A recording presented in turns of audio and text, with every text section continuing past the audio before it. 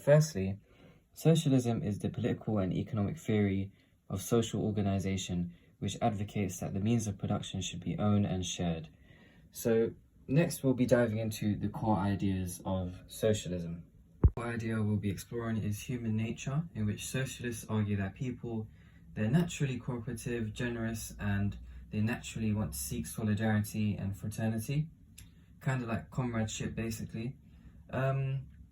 They basically hold a more optimistic view about human nature, and they see human nature as malleable, so it can be adjusted so that people can fulfill their true fraternal potential while contributing to a more cooperative society. The second core idea we'll be discussing is the state, in which socialists, they promote state intervention and basically promote collectivist goals.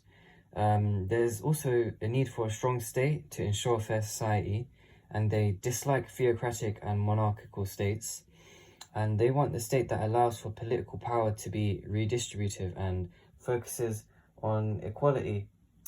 With a strong state, it's possible to bring a more fairer and equal society, and it must be extensive so that it clearly focuses on equality and promotes collectivist goals amongst people in society. The third core idea refers to society, and socialists believe that individuals are the product of societies in which they're born into and are characterized by social factors which include class inequalities, economic divisions, and significant disparities in property ownership. The fourth core idea is equality, in which for socialists, equality of outcome is absolutely fundamental. This refers to how everyone should have the same wealth or similar levels of wealth alike to one another, and focuses on economic equality. Of course, humans have different abilities and talents, and inequality is bound to occur, it's inevitable. So socialists endorse an egalitarian approach. Now this refers to how people should be treated equally in terms of living conditions, and without this commitment, political and legal equality is compromised, it's broken down. Now, social equality reinforces collectivism. Humans are more likely to coexist and work harmoniously and work for the common economic good if they share the same social and economic conditions. If there is a conflict, there will be instability as society is divided into the haves and have-nots, in which doesn't allow for solidarity to occur. Social equality is a means of satisfying basic human needs.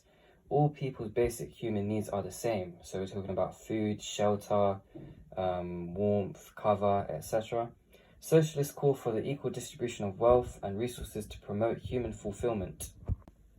The next core idea refers to common ownership, in which wealth is created by joint efforts of humans and should be owned collectively. This clearly goes against private property, in which has several important drawbacks in the eyes of socialists. The next core idea is social class, in which basically refers to how people with similar socio-economic positions in society have a similar outlook and common aims. The next core idea is the idea of common humanity, in which humans are naturally inclined to work together, and this produces the best results for society. There is an emphasis on common humanity, in which human motivation can be driven by moral view of people's role in society. So people should essentially work hard to improve society, as there's a responsibility to care for one another. Core idea number 8 is collectivism.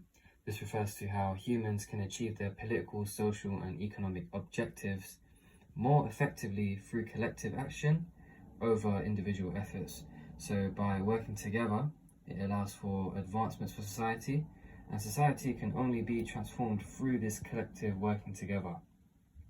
So, the idea of collectivism is rooted in the idea that humans are social animals and prefer to live in social groups rather than alone. Through this, they achieve most together by interacting with one another and working together as a whole.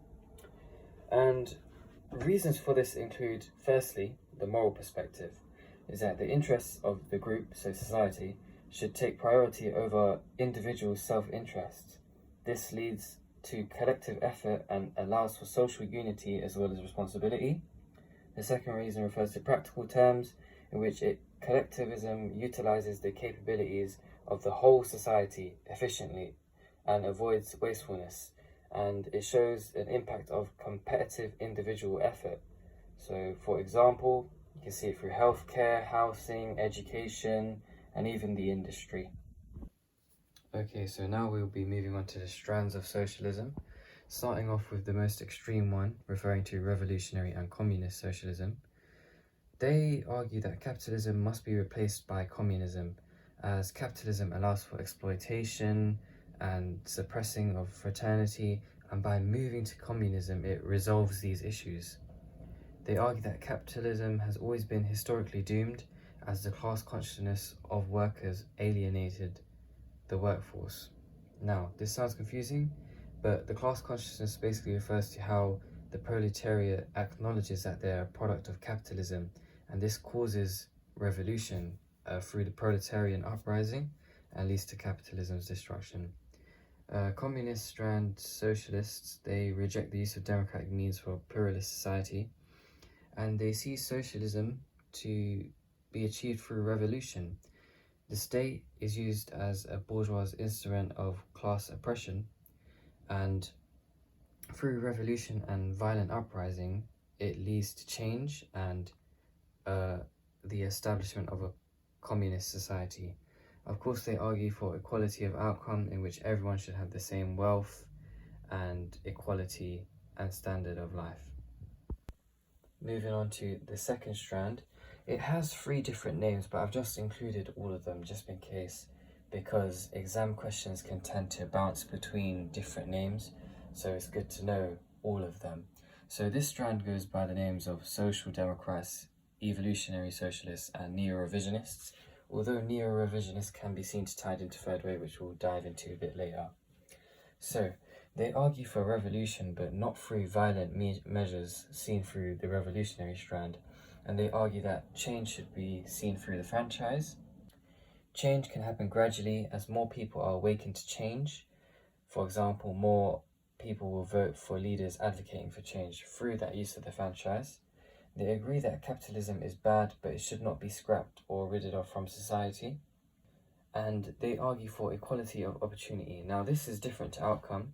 It refers to how everyone should have an equal chance to succeed or attain certain goals. Notice how I underlined chance. This is different to the confirmed outcome and the chance of outcome. So it links to a different type of opportunity available for people within society. Now, they argue that capitalism produces wealth, but it also produces inequality and poverty. And overall, they are more peaceful in their measures. The third strand is referred to the third way, unironically. They argue for change through legislation. They argue that there's no need to get rid of the communist class structure, and they accept globalization, competition, and productivity. They focus on meritocracy. This refers to how rewards are given to someone based on the efforts and hard work they put in. For example, in the education system in the UK today, seeing how hard you work is based off what grade you get.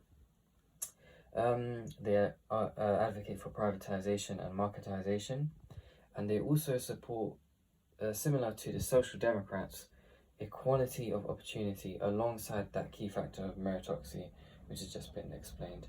And we'll be getting into all of their views on the state and the core ideas in just a sec. Okay, so now we'll be moving on to the key thinkers, in which the first one is Karl Marx and Engels, which I'm sure everyone's heard of.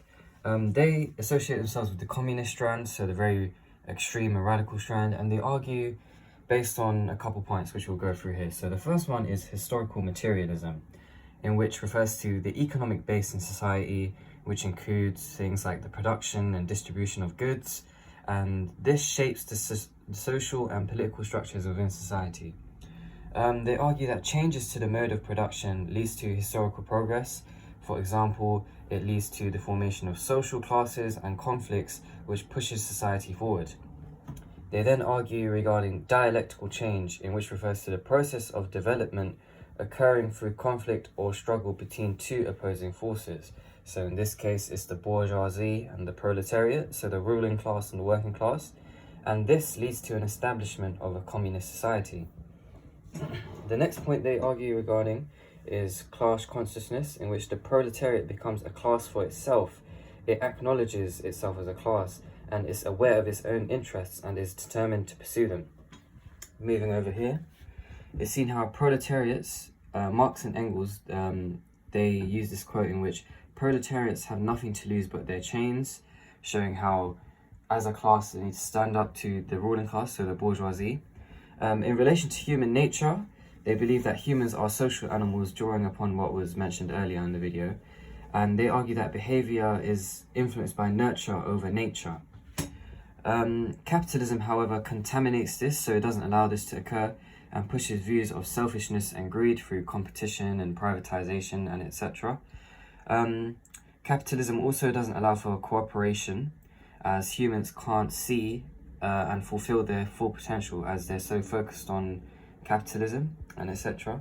So the solution they put forward is that there should be an establishment of a communist society free from private property and class differences.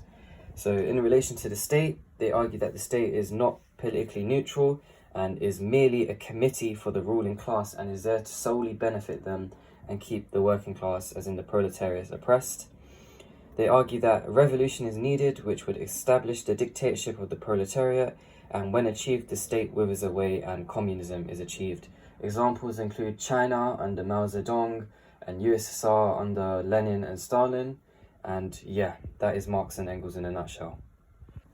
Moving on to our next key thinker, who still ties in with the communist strand, is Rosa Luxemburg. And she argues that evolutionary socialism is not possible as capitalism is based on economic exploitation, so that need for a spontaneous rapid revolution is still needed in order to set up a communist society. She argues that capitalism goes against humanity's natural fraternal instincts, and it is necessary for the proletariat to achieve a revolution for two key reasons. So the first one is revisionist strategy, in which the capitalist system of economic exploitation is intact, so change is needed. For example, there's still exploitation involving workers, determining of wages, social production and private appropriation of wealth, which needs to be changed. The second reason is that capitalism would never smooth away exploitation, which is inherent in the economy, and in order for communists to be established, this clearly needs to be changed for a revolution. Okay, so moving on, contradictions of capitalism make it bound to happen. So the negatives associated with capitalism makes the revolution bound to happen. Now, moving on to her final points, she argues that proletarian discontent against state control would lead to mass strike action and would radicalize workers and ignite a wider revolution to overthrow capitalism. She rejects the Marxist idea of proletarian dictatorship and argues for democracy, common ownership and elections, and the construction of a new democracy.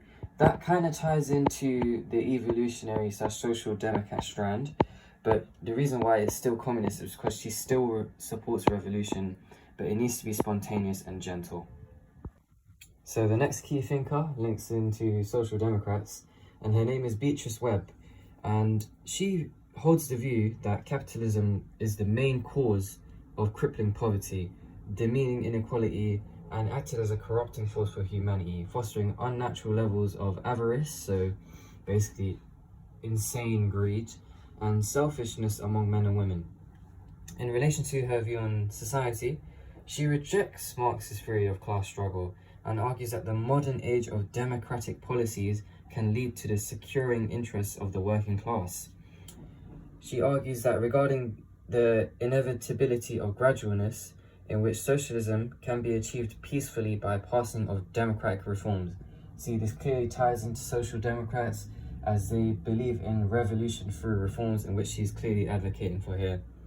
Moving on, she argues that the move towards socialism can be sped up by showing reasoned arguments to show efficiency of socialism in comparison to capitalism. So moving over here, she sees revolution as chaotic, inefficient and counterproductive, as she advocates for revolution through the franchise and through changes through existing political systems. In relation to her views on the state, she argues that the expansion of the state is compulsory to achieve socialism. This is seen as the economic side of democracy, and it allows for slow growth of state power, collectivism, and basically establishes the new socialist age. Her next point is that if the state were to carry these out, ability to do so would rely on highly trained specialists to organize society, economy, law and order, and etc. Over time, intervention would increase as more areas of life need to be regulated.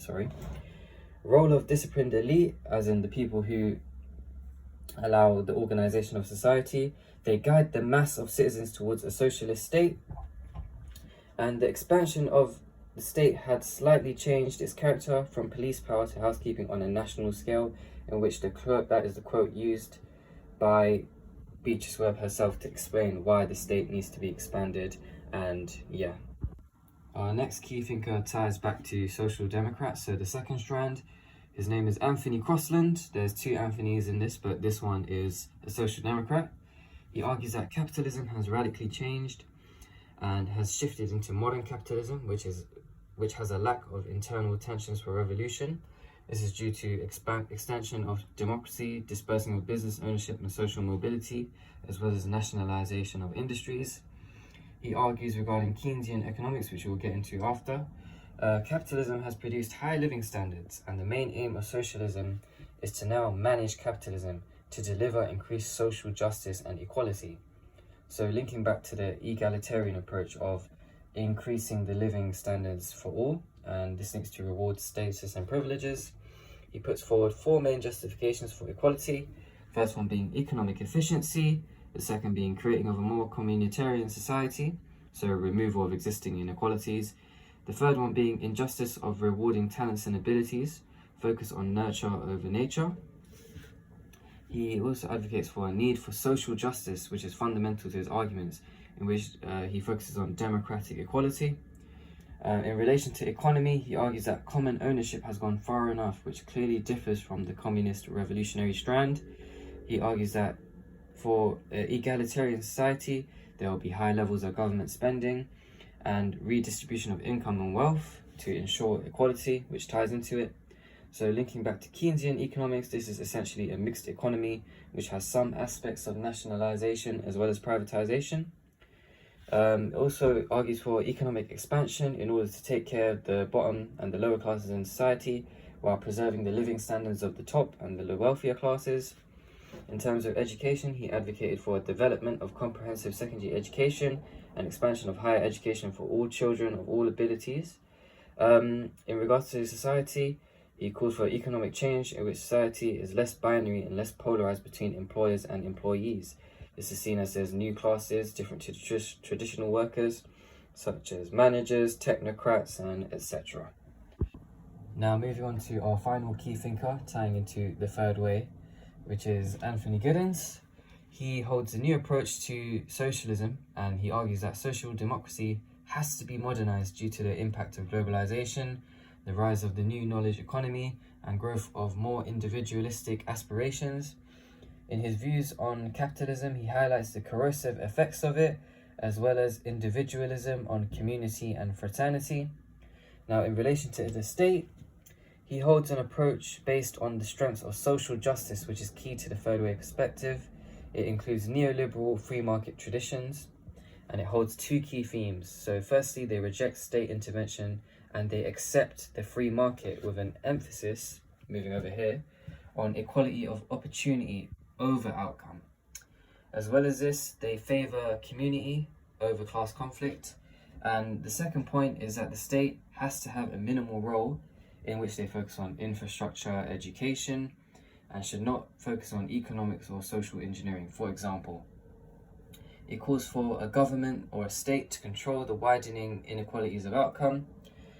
And in regards to state intervention, they see that this can lead to a culture of dependency, which ties into the new right, essentially, in which people, in regards to using welfare and the state resources, become a drain on society.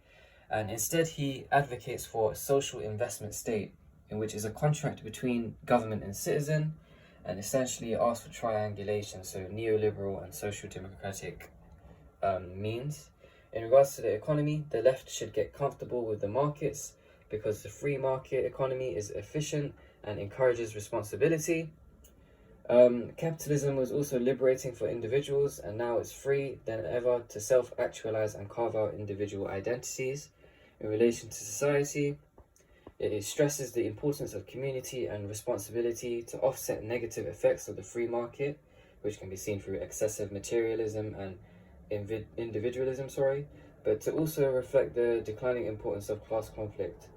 Community is essentially fundamental to the new politics, and it also emphasizes meritocracy. Now moving towards the tensions within socialism. The first one is human nature, and all socialists believe that human nature is malleable, so it's capable of being changed and improvable, so becoming better. Firstly, the revolutionary socialists, so the strand in regards to Marx and Engels, argue that human nature is influenced by what economic system it lives under. So for example, under capitalism, humans are under a false consciousness, and this can only be cured through revolution and change, which will lead to change in human nature, removing exploitation and providing further emphasis on cooperation. Moving to social democrats, they argue that human nature and humans specifically are inherently social beings, and they emphasize significance of solidarity. Human nature is not fixed and can be shaped through social and economic means. Moving on to the third way, specifically Giddens, he argues that human nature can prosper under capitalism, and the importance of fraternity, collectivism, and cooperation can still be present under this. The next topic is the state, in which all socialists believe that the state is vital to the promotion of core socialist values. Revolutionary socialists, linking it back to Marx and Engels, argue that the existing capitalist state would have to be destroyed by revolution and replaced by the dictatorship of the proletariat, and through this the state will wither away and will lead to stateless communism. Moving to social democrats, linking to Webb and Crosland, they argue that a non-capitalist state will be formed through elected socialist government, linking back to that thought of progression through the franchise and the vote. Moving to the third way, specifically Giddens, he argues that the existing society can be used to steer society towards socialist values. Traditional capitalist state needs constitutional reform, not abolition. The next tension refers to society, in which all socialists believe that social environment determines our personalities. If society is improved and becomes more equal, improvements will follow. Revolutionary socialists, linking back to Marx and Engels, argue that society is so sick that only a revolution can provide the necessary shock therapy, which will lead to the removal of exploitation and enhancement of cooperation. Social democrats, linking to Webb, they argue that society can be gradually improved. Socialist values can become more entrenched by reforms, enhancing cooperation, solidarity, and collectiveness. Linking to the third way, Giddens argues that society can gradually be improved. Such improvements can take place alongside private property and capitalism. The final point to consider is the economy. So all socialists, they have some linking aspects. So for example, public ownership of means of production, redistribution of wealth, worker control and participation, and social safety nets. This is where it tends to get a bit confusing, but I'll explain it. So Marx and Luxemburg, they are the communist revolutionary strand, and Webb is a social democrat. Now, they both all argue that socialism is incompatible with a capitalist economy, as it's based on private property. And through revolution, which differs between the two because one achieves it through spontaneous and the others through the franchise, revolution will lead to a non-capitalist economy, which they agree with, right? Moving on to Crosland, who is social democrat, holds a different view. He said that the economy should be mixed. As we mentioned earlier, he desires for an economy based on Keynesian economics, so a mixed economy with a degree of public ownership and slight privatization. Moving to the third way, and of course Giddens, he argues that the economy should be neoliberal, privatized and deregulated, leading to greater tax yield. That is socialism in a nutshell. Thank you for watching, and till next time.